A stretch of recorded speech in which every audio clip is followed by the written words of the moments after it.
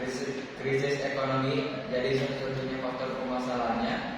Tidak cuma itu krisis ekonomi, tapi praktik korupsi, kolusi, dan nepotisme atau yang biasa disingkat KKN semakin merajalela, terutama di lingkungan pemerintahan Orde Baru yang saat itu dipimpin oleh Presiden Soeharto.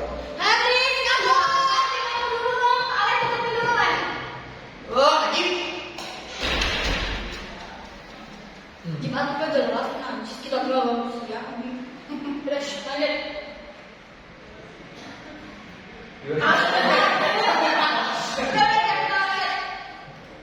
Emang krisis ekonomi jadi satu-satunya faktor permasalahannya. Jadi Ada mana? Lanjut. Enggak ada apa. Emang krisis ekonomi jadi satu-satunya faktor permasalahannya. Gak cuma krisis ekonomi, tapi praktik korupsi, kolusi, dan nepotisme atau yang biasa disingkat dengan KKN semakin merajalela, terutama di lingkungan pemerintahan Orde Baru yang saat itu dipimpin oleh Presiden Soeharto. Boleh dijelasin lebih detail nggak mengenai KKN itu apa? Jadi, korupsi adalah penyalahgunaan kekuasaan untuk keuntungan pribadi. Kolusi berarti kerjasama rasio untuk keuntungan kelompok, dan nepotisme terjadi ketika jabatan atau kesempatan diberikan hanya kepada keluarga atau orang dekat tanpa mempertimbangkan kemampuan atau kelayakan. Praktik-praktik ini menyebabkan ketidakadilan, memperlebar jurang sosial, dan membuat rakyat kehilangan kepercayaan terhadap pemerintah. Selain hal itu, lamanya masa jabatan Presiden Soeharto juga menjadi salah satu faktor.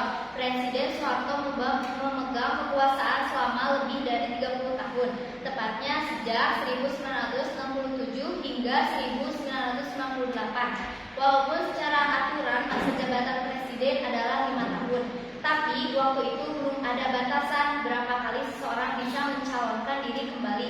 Akhirnya, Soeharto terpilih terus-menerus selama 7 periode berturut-turut. Kekuasaan yang berlalu lama tanpa mekanisme kontrol yang sehat tentu berpotensi disalahgunakan, dan itu yang terjadi. Pemerintah jadi otoriter. Wah, ternyata ngeri juga ya. Setelah itu, apakah ada hal lain yang menjadi faktor pergerakan reformasi? Ada. Pada masa itu kebebasan berpendapat sangat terbatas, media massa disensor dengan ketat, beberapa majalah seperti Tempo, Detik, dan Editor pernah dilarang terbit karena memberitakan hal-hal yang dianggap kritis terhadap pemerintah. Demonstrasi dan protes seringkali dibatasi. Aktivitas atau mahasiswa yang menentang kebijakan pemerintahan bisa ditangkap, diintimidasi, dan dicap sebagai musuh negara. Organisasi politik juga dibatasi, hanya ada 3 partai politik yang diizinkan, yaitu Golkar, PPP, dan PDI. Sementara suara-suara alternatif atau berbeda dianggap sebagai ancaman. Ternyata banyak juga ya faktor penyebabnya. Setelah semua hal itu terjadi, aku penasaran deh sama reaksi rakyat pada waktu itu.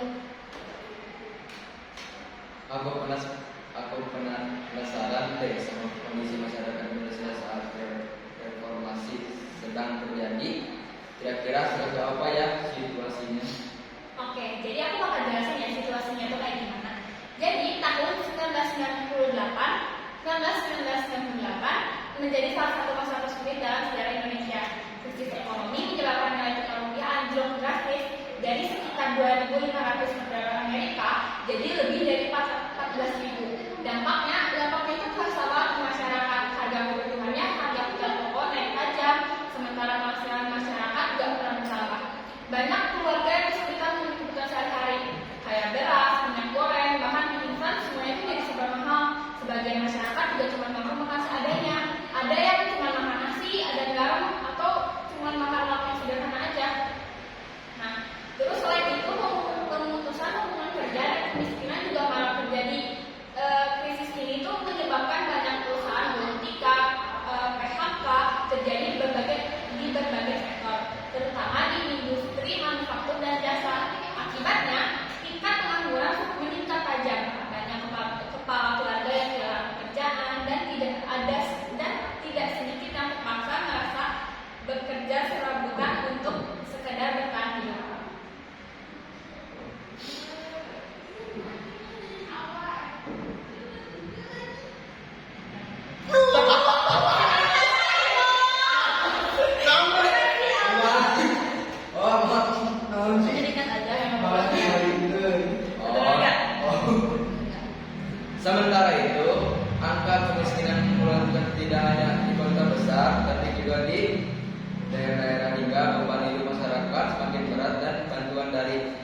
Pemerintah pun terbatas. Dulu juga sektor pendidikan dan kesehatan jadi terabaikan ya.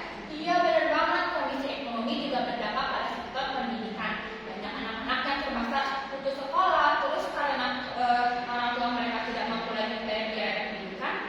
Begitu pula dengan layanan kesehatan, masyarakat yang sakit seringkali menunda atau bahkan tidak mencari pengobatan karena biayanya yang tinggi. Kira-kira setegang apa ya keadaan pada dulu?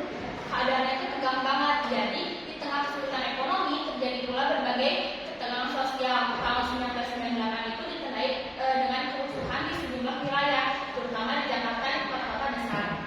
Kerusuhan tersebut tuh menimbulkan rasa takut yang mendalam di tengah masyarakat, banyak warga yang merasa tidak aman, bahkan buat keluar rumah aja mereka takut. Terus beberapa kelompok etnis juga menjadi korban diskriminasi dan kekerasan. Situasi ini juga menunjukkan betapa rentannya kondisi sosial saat itu. Gak cuma menghadapi krisis ekonomi, tapi masyarakat juga hidup dalam kecemasan dan tekanan psikologis. Tapi di balik semua kekacauan itu, kita juga bisa melihat nih ketangguhan dan solidaritas masyarakat Indonesia.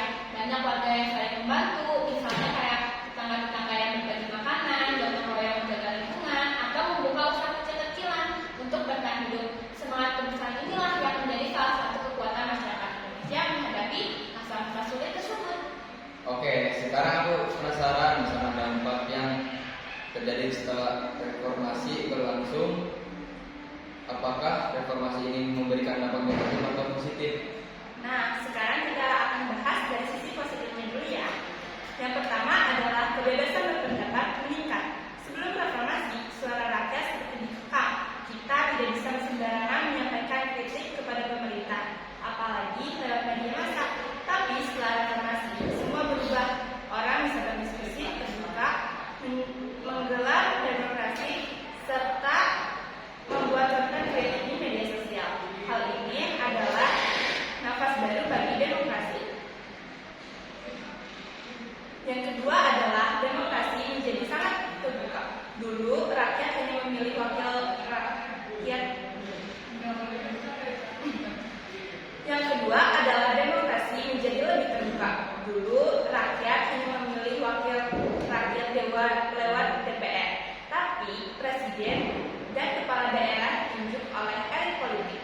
Setelah reformasi, kita bisa memilih langsung dari presiden, gubernur, bupati, hingga wali kota. Artinya, suara kita benar-benar punya kekuatan. Dilanjut dengan upaya pemberantasan KKN, mulai dari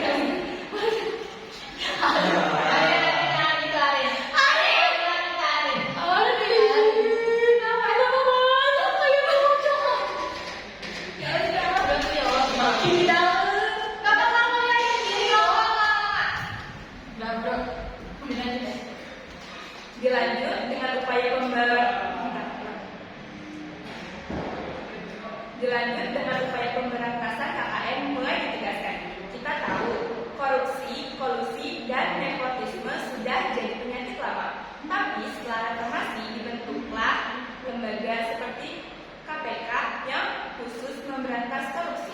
Walaupun belum sempurna, setidaknya ada keberanian untuk mulai bersih-bersih. Wah, terus apakah berita-berita yang sempat dibungkam sudah boleh mengedarkan keadaan saat itu? Jadi pada zaman Orde Baru, media sangat dikontrol. Banyak surat kabar yang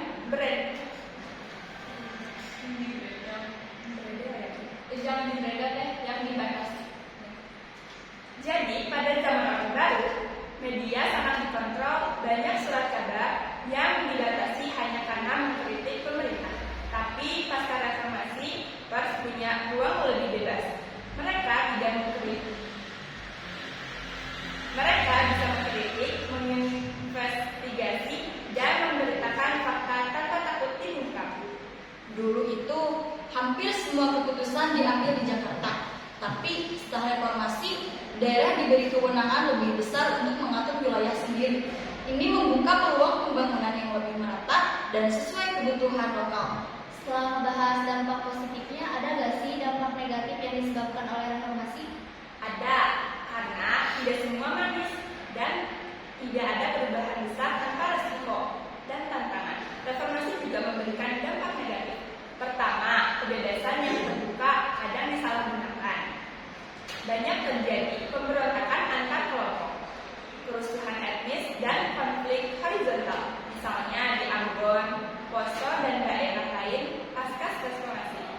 Lalu, demokrasi membuka ruang kompetisi politik, tapi sayangnya ada yang menyalahgunakan sistem ini dengan politik uang. Uang dijadikan alat untuk membeli suara atau jabatan. Korupsi pun tidak ada. Korupsi pun tetap ada, meski KPK dibentuk. Selain itu, sebagian orang salah paham soal arti kebebasan. Artinya, selain itu,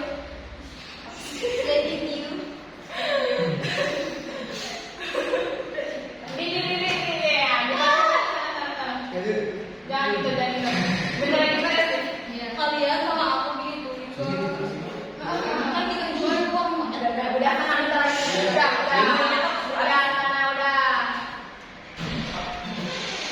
Selain itu juga, sebagian orang salah paham soal arti kebebasan. Akibatnya muncul ujaran kebencian, hoaks, hingga intoleransi. Kebebasan bukan berarti bebas menyakiti atau menyebar kebohongan, tapi banyak yang belum paham batasannya. Reformasi juga menyebabkan kesenjangan ekonomi. Meskipun reformasi berjalan, tapi tidak semua orang merasakan hasilnya. Masih banyak daerah yang tertinggal. Masih banyak rakyat kecil yang berjuang keras hanya untuk kebutuhan dasar. Jadi reformasi itu memberi dampak positif dan negatifnya juga ya. Melalui pembahasan kita kali ini, aku dan pastinya teman-teman juga pasti merasa kalau pengetahuan kita tuh jadi lebih meningkat ya. Nah, sekarang aku persilakan kepada Sarisa untuk membuat kesimpulan dari podcast kita kali ini. Jadi teman-teman, reformasi 1998 adalah titik balik besar dalam sejarah Indonesia. Banyak hal baik yang tercipta, kebebasan, keterbukaan, dan hak memilih. Tapi juga muncul banyak tantangan baru yang belum tentu bisa kita atasi dalam waktu singkat. Kita semua punya peran sebagai warga, sebagai pemilih, bahkan sebagai pendengar podcast seperti kamu untuk tetap kritis, berpikir jernih, dan tidak mudah terprovokasi. Sampai di sini dulu episode kali ini ya. Terima kasih sudah mendengarkan podcast kami. Jangan lupa untuk follow podcast ini dan share ke teman-teman. Kalau menurut Apa aja? dari kamu dulu yang Ayo. sampai Sampai jumpa di podcast berikutnya, Bang. Ya, yang benar aku sampai di sini dulu episode kali ini ya. Sampai di sini dulu episode kali ini ya. Terima kasih sudah mendengarkan podcast kami. Jangan lupa untuk follow podcast ini dan share ke teman-teman kalau menurutmu ini penting. Sampai jumpa. Kamu udah. Sampai jumpa. Oke. Udah. Sampai di sini dulu ya episode kali